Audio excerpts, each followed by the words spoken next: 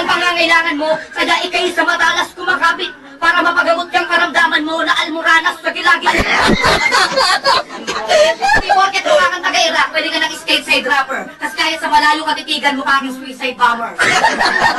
Paalala lang po sa ito, iwasan mong madapa. Hindi dahil sa ayaw ka na masaktan, baka kasi tumusok yung ngipin mo, di ka mahugot sa lupa. Kawawa naman yung lupa. Sa laki ng ngipin mo, twice a week lang kung magdikit yung labi mo. Hindi mo lang pa ikahiya kasi yan yung trademark ng lahi mo.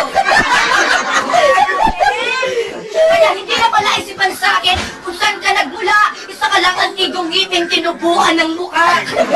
Kaya dapat maisip kung kukulangin ka pa. Magkano pa masahe pabalik sa provision nyo, pauutangin kita. Imbis tumira ka pabalik, dapat okay pasalamatan mo pa. Dahil kahit day off ko sa pagrarapin na tulad kita.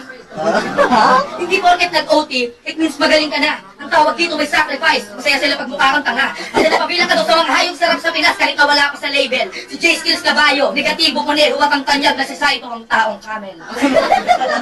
Kapag inipon mo yung mga tinga ni Saito, makakabuo ka ng katsara. Ang ngipin ni Saito, nakuha yung idea ng Great Wall of China. Sa sobrang tibay ang ngipin, pwedeng ibaluti sa gera. Pero hani pa rin kasi